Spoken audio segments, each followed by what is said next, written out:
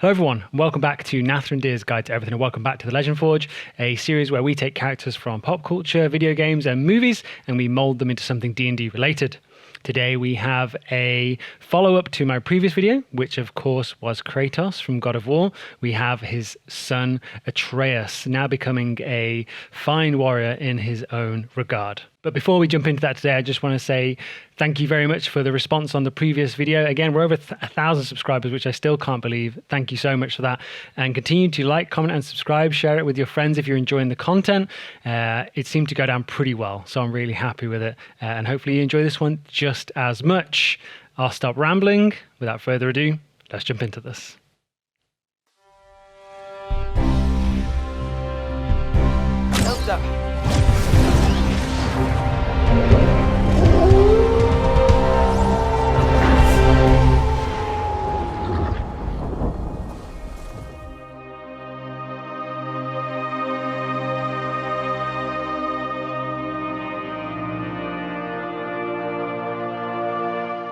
So here we are, welcome back to D&D Beyond. Let's jump into my character, scroll all the way down my huge list, and we're going to Atreus just here. I'm going for edit, and we'll scroll up all the usual settings, everything turned on essentially except for Rick and Morty and non-core. We don't actually need that here.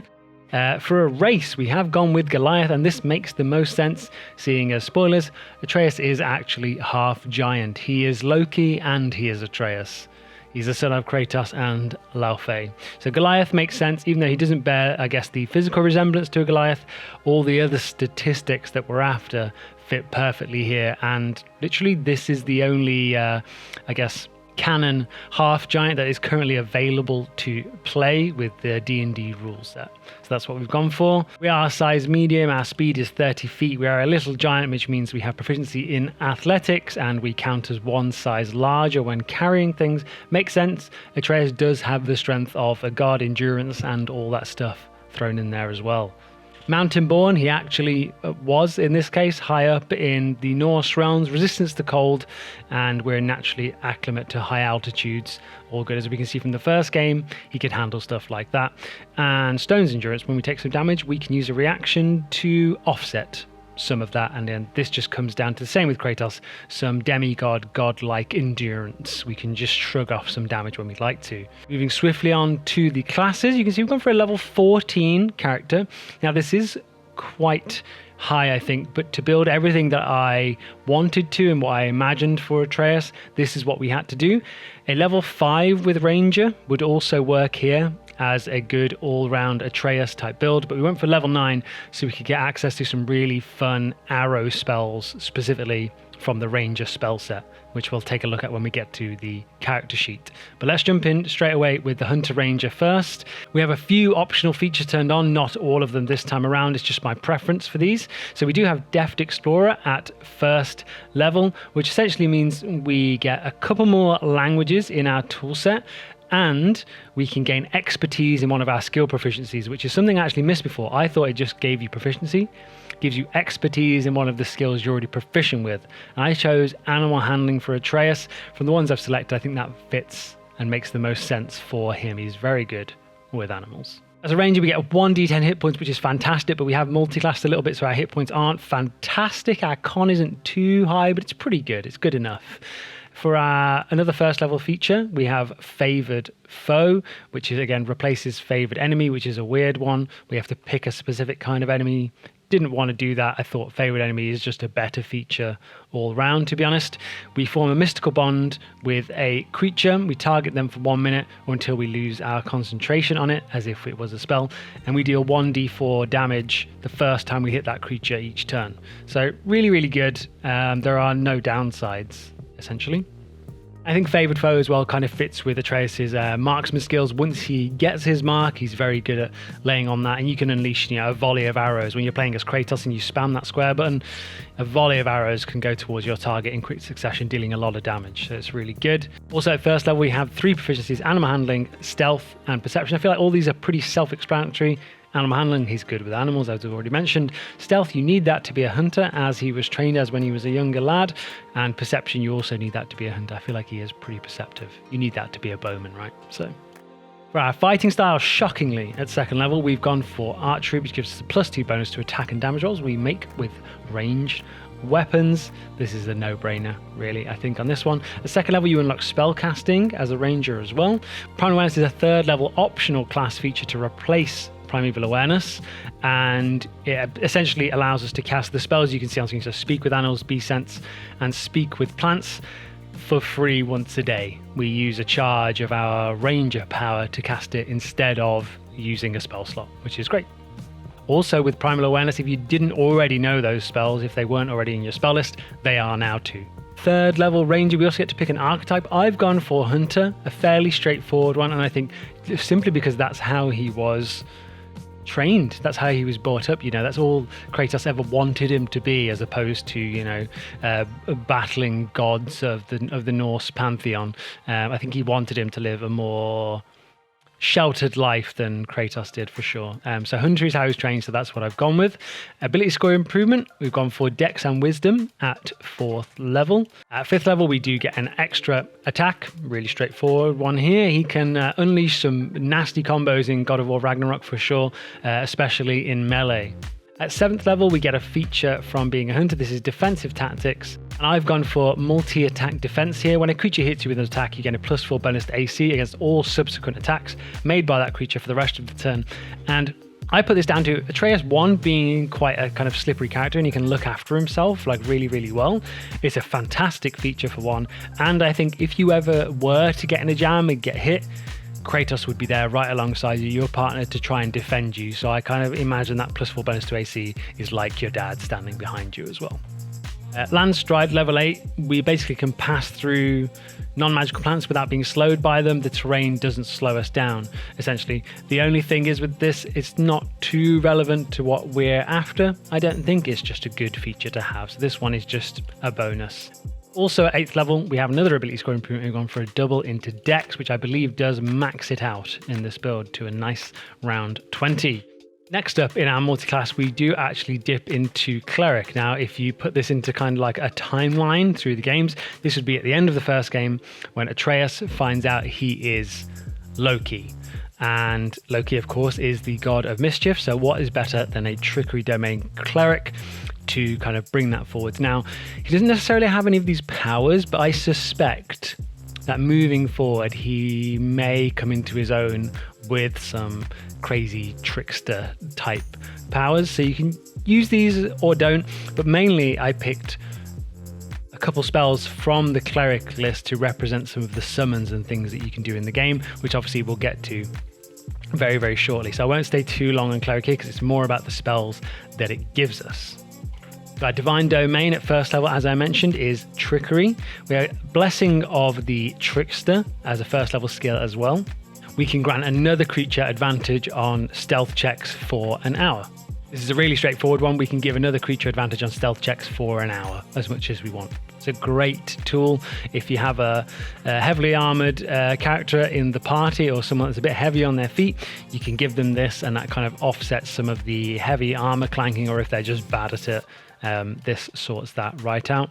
At second level, we have an optional class feature of Harness Divine Power. It's a great feature. Essentially, it's kind of functions as a wizard's arcane recovery almost. We can recover some of our expended spell slots equal to half your proficiency bonus using our holy symbol, whatever that might be. And for Atreus, that would maybe be his mother's knife, or perhaps the mistletoe arrow that he carries around his neck, something along those lines to represent maybe just having a better cooldown number within the game itself. So it fits there too. Our channel divinity, of course, we can turn undead as a cleric. You do fight a lot of Draugr, which are undead kind of skeleton entities within the games themselves. So they look a little bit different in God of War, the games, than what we're typically used to in like Skyrim or something like that. Also, we get invoked duplicity. Now this, we never see him do this, to be honest, but I think now with more of his magic coming through, I think it's a matter of time before we see two Atreus or two Loki. So use this sparingly. This is just for flavor. Again, we're here for the spells, not much else, to be honest with you. Though it was a fun feature, though. In fact, to be honest, you could probably take out the cleric completely if you choose to. Again, these builds are all for inspiration. This is not saying this is the way to be Atreus. It's just there for your inspiration to give you some ideas on how to play as him, as well as so I get to have some fun with making homebrew. Finally, we move into Druid. Now, in the new games, spoilers once more, in Ragnarok, Loki can, in fact, his rage mode is him just wild shaping. He polymorphs, whatever you want to call it. He shapeshifts into a wolf and or a bear, depending on how angry he gets. And that is the only reason why we're taking this. We have, of course, gone for Circle of the Moon to give us combat wild shape. Combat wild shape essentially means that we can turn into the creature as a bonus action. It just means you can get straight in there rather than an action, turn to an animal, then you have to wait a turn to do anything. Kind of annoying, to be honest. I wish it was always just a bonus action. You can also, while in wild shape, regain hit points by spending spell slots should you want to keep it up, keep that rage up. And with this, we get our circle forms. At second level, you can use your wild shape to transform into a beast with a challenge rating as high as 1. Perfect, because all we need is a dire wolf and a brown bear, and we can get both of these with that. Great thing about D&D Beyond is it's really easy to see all your wild shapes and summons and all that stuff. I love it. Moving on to abilities very swiftly, we have a standard array here, which I think is fair for Atreus at this moment in time. Maybe if we do another build after God of War 3, perhaps this will look very, very different. But right now we start with a 15 in dexterity, a 14 in con, 13 in wisdom to fuel our spellcasting, 12 in charisma, because he's likable, let's be fair, 10 in strength, which is too low, to be honest, but there's no way I could do it with this array. I feel other stats were more important, and 8 intelligence, because he can be a little bit naive, but I get that that's also wisdom, but we need it to fuel our spells. This is why D&D isn't perfect. You can't make... It's hard to transfer characters over sometimes, but it works. It works for the most part. And you guys seem to enjoy these videos, so here we are. I've put him down as an inheritor. You're the heir to something of great value, not mere coin or wealth, but an object that has been entrusted to you and you alone. Now, this isn't an object. This is just, he's inheriting his dad's legacy, right? And the legacy of the Jotnar, because he is half giant, one of the last surviving few. I feel like Inheritor works here, and it gives him proficiency in survival and history, which he seems to be becoming a bit of a history buff in Ragnarok. He's really, really into it. So I think that makes sense too. And then tool proficiencies, you get 1 with a musical instrument. I just went with bird pipes because it's the most animal themed one. I don't think we ever see him play an instrument, to be honest. So that's why I chose that. Let's move into the character sheet where the fun stuff is. So here we are, a fantastic character sheet, if I do say so myself. We have expertise in animal handling, a plus 12, plus 10 in stealth. They're the highlight stats. They're plus 10 to our dex save, 35 feet of speed, an armor class of 18, and hit points of 111, which I think feels a bit lacking, but I guess it's those 5 points in spellcasters, right? We can't help that. Let's jump into the inventory straight away. I have just reskinned a studded leather plus 1 as a Fate Breaker tunic. Just a bit of fun there. We'll start down at the bottom of the list here with the classic, the Talon Bow. Now, this does require attunement, and you can see my attunement slots down here. Actually, we've gone for, spoilers, the bowstring, the sword, and 1 bow. Now, each bow would require a separate attunement, as it does in-game. You can't just switch on the fly. You do have to swap overnight, as it were, when you get to a checkpoint. So that stops you from just hot swapping between bows and getting all the good effects from them. So let's start with the Talon Bow. As I mentioned, this is a rare weapon. It is a +1 bow at its heart. It has the versatile property, and each of these bows has the versatile property, so I won't go into this again. You can also use it as a melee weapon with the same statistics, but it does bludgeoning damage instead, essentially. Its first really fun feature is Hunter's Insight. You don't suffer disadvantage when making a ranged attack with this bow outside its normal range, and you score a critical hit on a 19 or 20. Now this is because in the game the Talon Bow fires 1 powerful bolt as opposed to the others, which we'll get into in a minute. So I thought no disadvantage at long range makes sense. It is the Hunter's Insight and that ability to pinpoint accurately get something, a crit on a 19 or 20. That's why I went for it there. We also have Guardian Craft. This was made by the Guardian, or Atreus' mother, as we find out. When you make a melee attack with his magic bow, on a hit, the target takes an additional 1d8 force damage. Talon Bow, literally in the game, is good for stunning enemies, and it deals a little bit more damage when you use melee attacks with it. So 1d8 force damage on a melee attack makes sense. Moving on, we'll go in order of rarity. So we'll go with the very rare items next, which are the Jotnar Bow and the Aesir Bow. Let's start with the Jotnar Bow, which happens to be the one I have attuned right now. This is also a +1 bow, but it does a little bit more. It has that versatile feature I've already spoken about. You can use it as a melee weapon. Warrior's Instinct. When you make a ranged attack, on a hit, the target and up to 2 other creatures you choose within 5 feet of the initial target, each takes damage. So if you hit that first target, and there's a couple of things right next to it, it hits them all, which has the potential to be very, very powerful if you've got a bunch of things grouped up. But the Jotnar Bow in-game does fire in a 3-pronged spread, so it makes sense. Jotuncraft is the second feature. When you make a ranged spell attack with arrow in its name or cast a spell that uses ranged ammunition, e.g. Conjure Barrage, when determining the damage, you may roll 2 additional damage die for that spell. Now, the reason for this is the Jotnar Bow in-game does buff all of your runic arrows. So the best way to put this in is we're using our runic arrows as the spells you can get in D&D, essentially. So it powers up those. It makes sense, right? It's a no-brainer. Now we have the Aesir Bow, which again is a really, really fun one. It fires a burst of arrows and grants its wielder the ability to quickly recover used magic. Just like that feature we talked about earlier, it's kind of like a pseudo arcane recovery. This is a +1 bow. It has that versatile property. And the first fun feature is Ranger's Resolve. When you make a ranged attack on a hit, the target takes an additional 2d6 piercing damage. So this is single target burst damage from this bow. We also have Aesir Craft. As an action, you can choose expended spell slots to recover.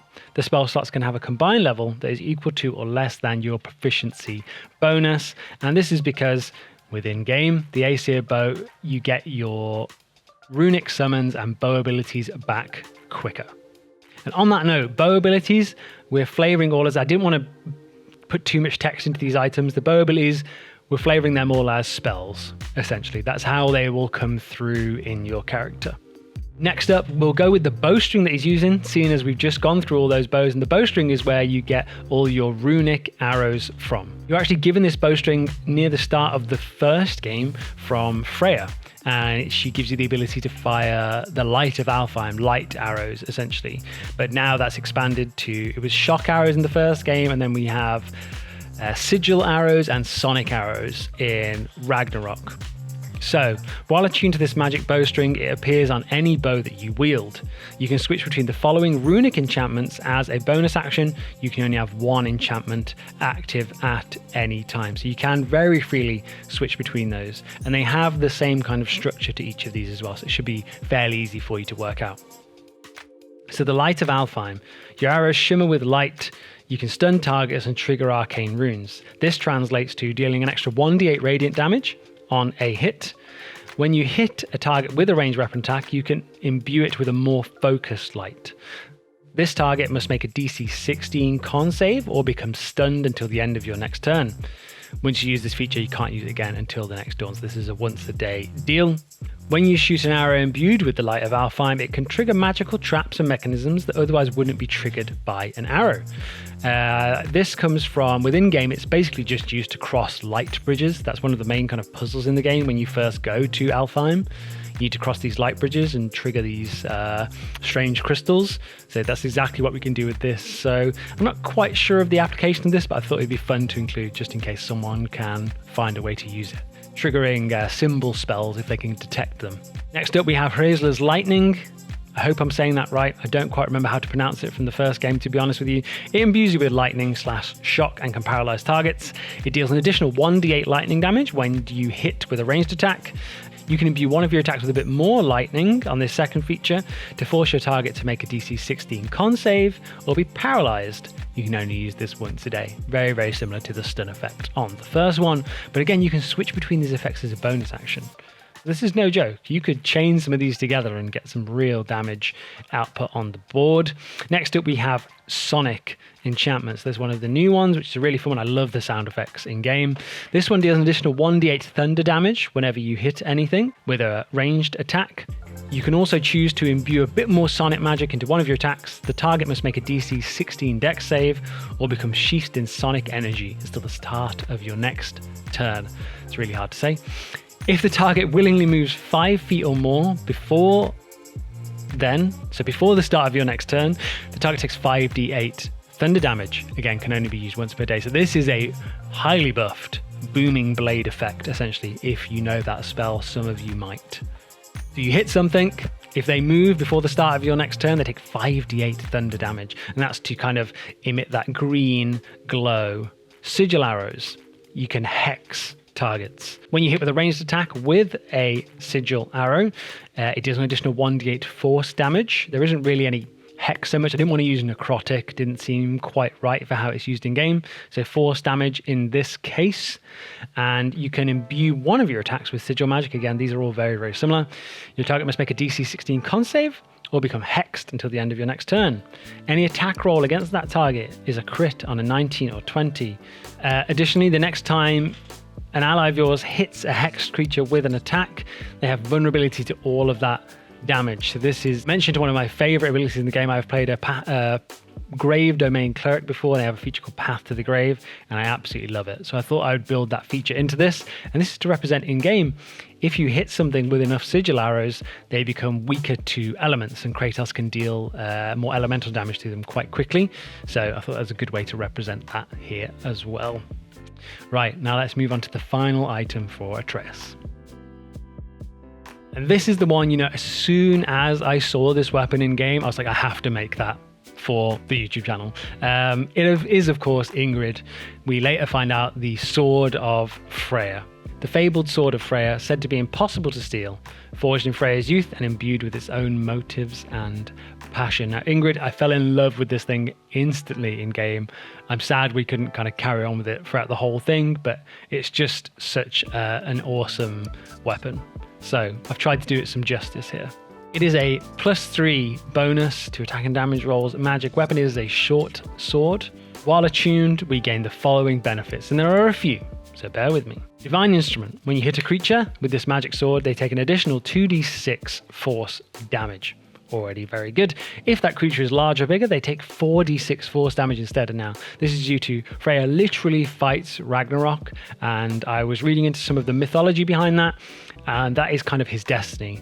If he doesn't have this sword when he fights Ragnarok, he would perish.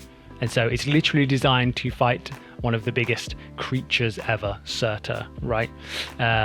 So I feel like it is a giant killer, essentially, should you need it to be. You also have the Flight of the Vanir feature. While wielding the sword, you can use a bonus action to gain a fly speed of 50 feet. Now, straight up, when you see this in game, again, spoilers, Freya literally just goes, thanks for the sword, and just jets off into the sky. It was awesome. I'm not going to try and disguise this as a spell or anything. He seems to just be able to do it at will. This is how it is. You can get a fly speed now. Very, very cool.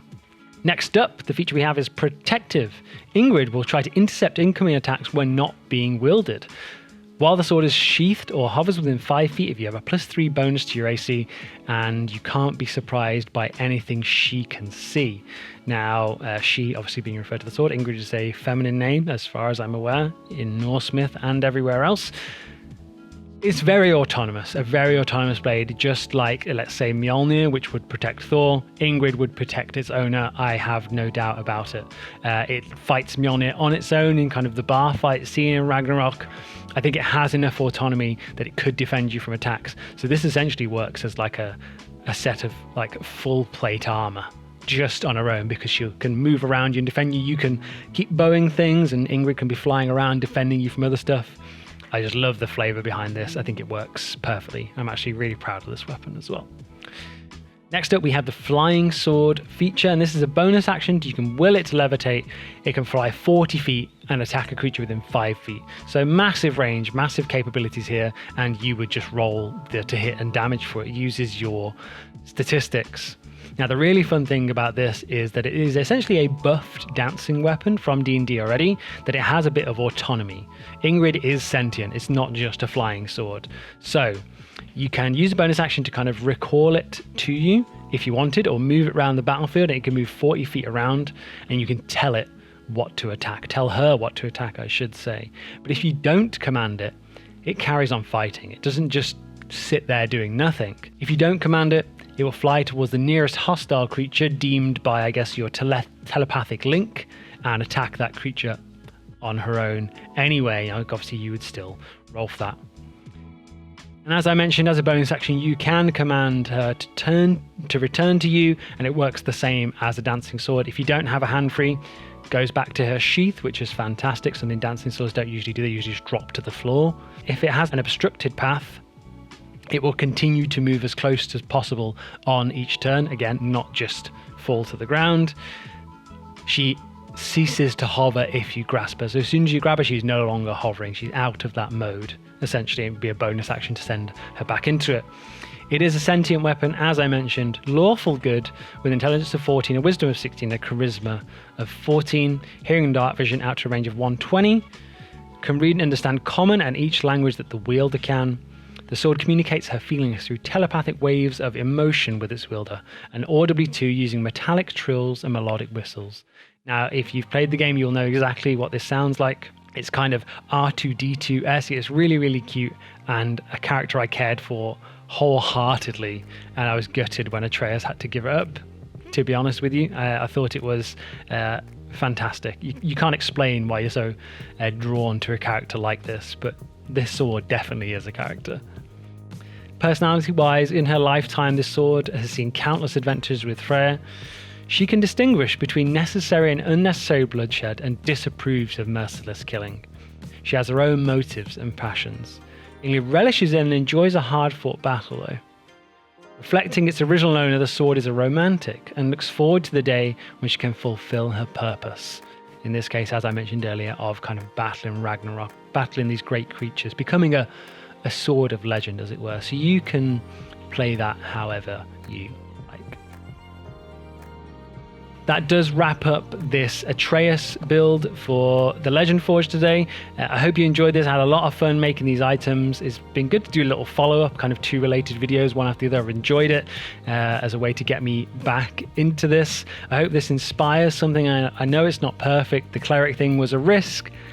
I went for it anyway. I'll probably get some heat in the comments for it, but what can you do? This is just here to inspire you. So thank you so much for watching. This has been Nathrandir's Guide to Everything. Please like, comment, and subscribe if you enjoyed it. Comment below with some suggestions for characters. I see they're already coming flooding back in. I've got a big list of things to do already. So thank you so much for that. And depending on this when this goes out, have a Merry Christmas and a Happy New Year. I'll see you all next time. Bye-bye.